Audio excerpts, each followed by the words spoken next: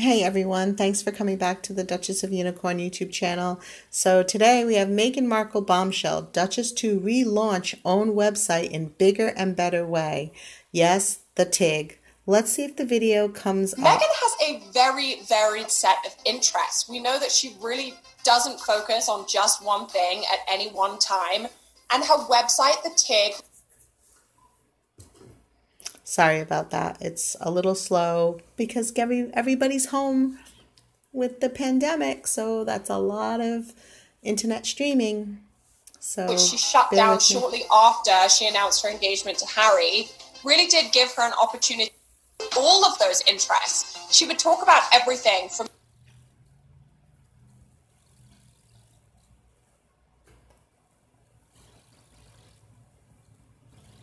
fitness and health, to food, to wine, to different causes that she was really championing. And I think that doing something similar would give her an opportunity to throw all of those interests back out there into the world. Now, we do know that the company that she set up to run the TIG is still operating. And interestingly, it was actually moved to a different location just days before Harry and Meghan made the announcement that they would be stepping down as senior members of the royal family. So that suggests that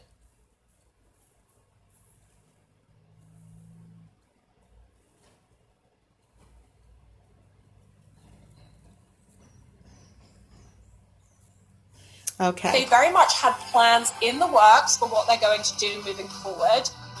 I don't think either of them are in a huge rush, so it may not be that we see any. Okay, so I want to try to stop this video anyway, and go ahead and say that hopefully it doesn't start again because I think I shut the volume off. But anyway, I wanted to bring this to you because I have mentioned this before in several videos back about goop.com from Gwyneth Paltrow, which is a huge lifestyle blog, but it's also e-commerce. So she sells, high-end skincare, clothing. She also covers wellness, alternative wellness. She does so many things and she does it very well.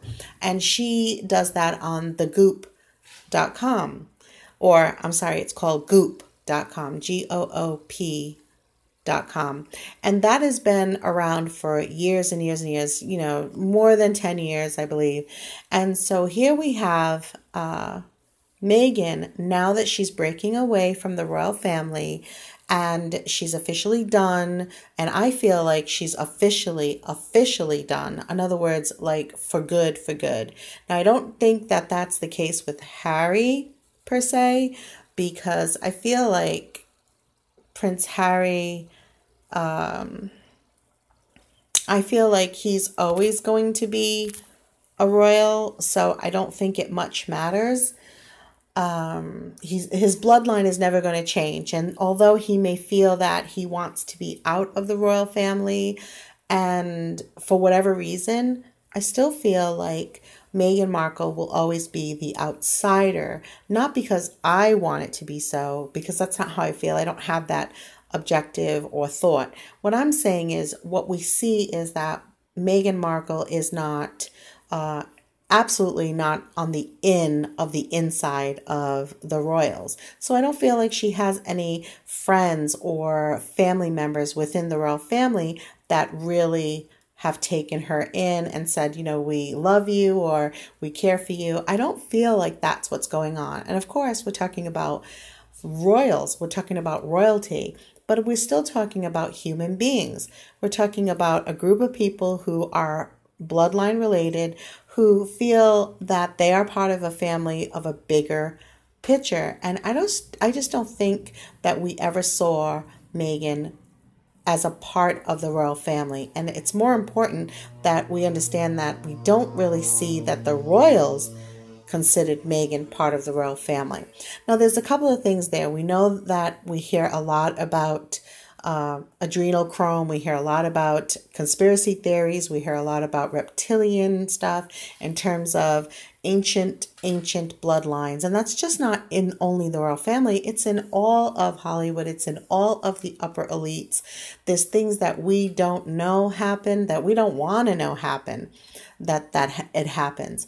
And so we wonder if Meghan went into the royal family with an idea that, yeah, some people are corrupt and yeah, the world is not that great. But then we see there's a much worse level of things that no one would ever believe or could ever imagine that actually go on, like at a deeper, crazier, I'm right here, it's in my face level. And maybe Meghan got scared and ran. I wonder, because none of us really consider that while we're critiquing her situations, or we're looking at our opinions on how she's maneuvering through being part of a bloodline, a royalty, a family of royalty, that we forget that we can't imagine the first person view. So I can't imagine what it's like for Meghan to go into that family knowing that there's a certain level of protocol, that in the way you behave, there's a certain culture, there's a process in place that's hundreds of years old. There is, yes, there's new things introduced. There's probably new things introduced that get shot down. There's new things that get introduced that stay, and people have to go with it, whatever the queen wishes, because you're part of the hand. You know, there's a hand and there's fingers, and all royal members are part of the hand by way of fingers. And so we forget that Meghan was a regular person.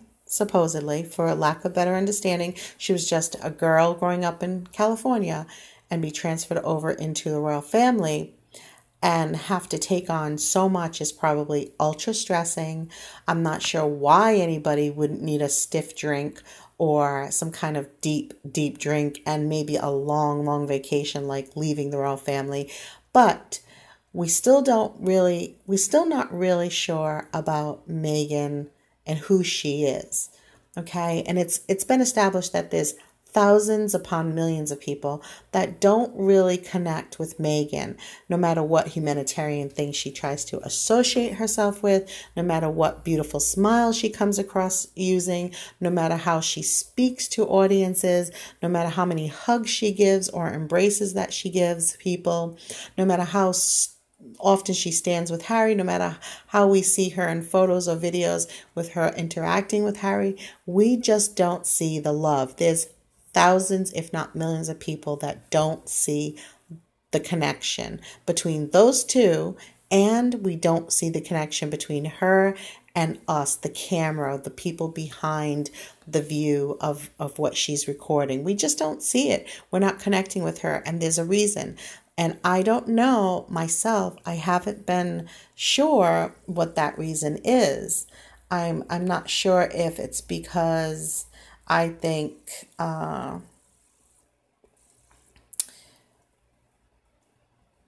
Meghan maybe isn't legitimately like as caring and decent as she tries to project. Like her PR people try to project that.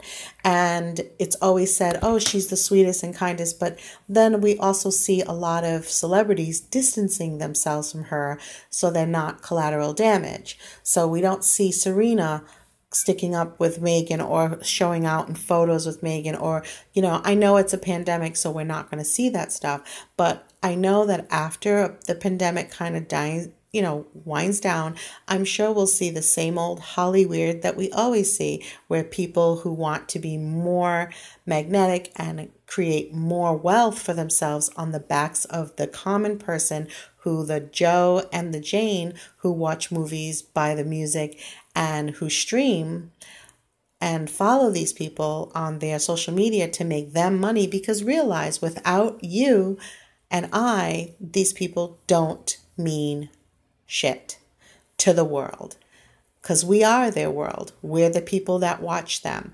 And so as long as there's someone that wants to pay a great deal of money to watch them, or to go out of their way to watch them, or to be involved with what they're doing, they can succeed.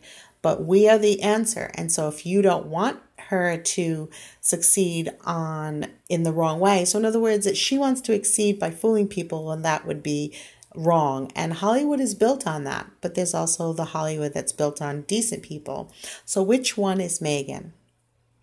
Okay, so here she's going to do the TIG, and it's going to be bigger and better. And we're like, okay, how is that something that we foresee a royal member doing? We don't. And how useful is she to the monarchy? She's not. And how much does this mean to Harry? We don't know. Because really, when we think about it, Harry has been a royal member his entire life. Before he was out of the womb, he was royalty. And so now we're trying to fit it in our heads that somehow he wants to be a commoner. Okay, so you want our taxes, you want our debts, you want our streets with holes, you want our bad neighborhoods, you want our poor people. Then instead of going to Africa, you can now go into the inner city of Chicago and see if the inner city of Chicago people like you, or they take to you, or they find that you're interesting. Try going there with Meghan. I really doubt that anybody really cares, because when you're hit hard economically, you're not going to care unless they hire a group of people to act like they're inner city youth or inner city people, and they're going all great and gaga for them, or you're going to go back to Africa and try to go to your favorite place in the world and make a difference there, as you've always been doing year after year after year after year. And then, of course, you have your businesses like Travelist, who's probably not doing any money for the two of them in this economic time. And so we have to wait to see how Meghan fares out there. I mean, how great would the TIG really be if a pandemic is going on and the pandemic's over? Are people going to buy $200 face cream? Are they going to be taking trips to Nice? Are they going to be going to Greece or Athens? Athens, Greece. Are they going to be doing that? No. How long will it take for the economy to come back enough for the TIG to matter to people? Oh, so what she's going to do, instead of doing the fluff stuff, she's going to try to come out with the humanitarian bit. And she's going to use that to the fullest extent. Like, okay, I really love this cause because they give food to the hungry. Well, that's going to be something that everybody's going to be like, yes, that makes sense. And that's how she's going to go in to the TIG, and how she's going to bring the TIG back in terms of after or during, or again, I imagine it's after the pandemic. And that's going to be the big key, is that it's all about humanitarian and organizations that she thinks are worth anything. And that's how she's going to get everybody to follow. And then that's how she's going to build her Instagram. Now, I've mentioned this before in previous videos, several videos back, about the TIG coming back. Look for that video that says Goop versus the TIG. And you'll see, and if you go to goop.com, you'll see Gwyneth Paltrow's site, which she's been running successfully for many, many years. And it's also on Netflix, called The Goop Lab, which I really like. And it's a little quirky, but I really like it. And I think Gwyneth Paltrow does that well. But she's well versed in it. She's been doing it for years, on top of a very successful acting career. So this is something that I think, and I was sure about before, that Meghan is trying to emulate, again, Gwyneth Paltrow. But Gwyneth Paltrow's not the only one. There's obviously Rachel Ray, but she's kind of faded away a little bit. There's also Martha Stewart. She is getting older a little bit, but everybody knows Martha Stewart. She's a household name. There's Aisha Curry, and she has I think it's at home website where it's all about cooking and pots, and she has a line of cooking ware. She owns a restaurant, such on and so forth. So Meghan is far behind these people, but again, there's always room in the game for someone else who wants to come up and do something similar to somebody else, but do it with their flavor.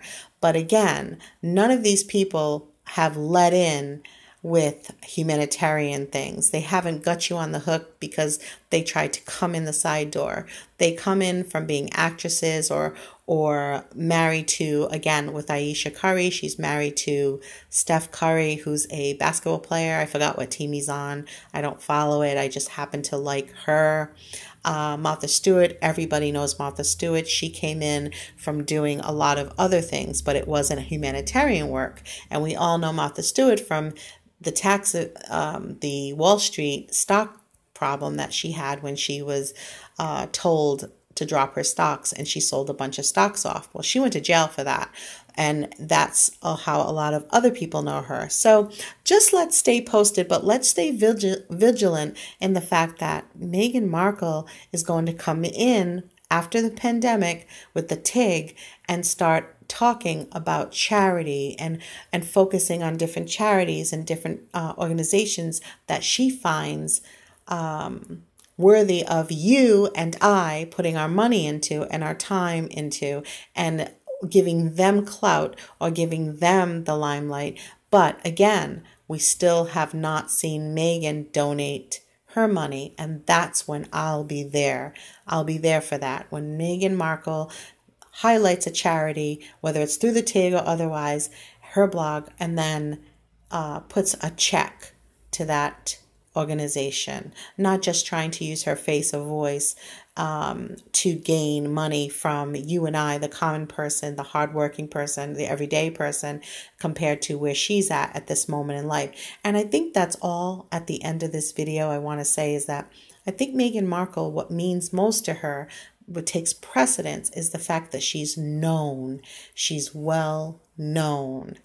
I don't really feel that it's more about that, like I'm well known for doing so much charity work.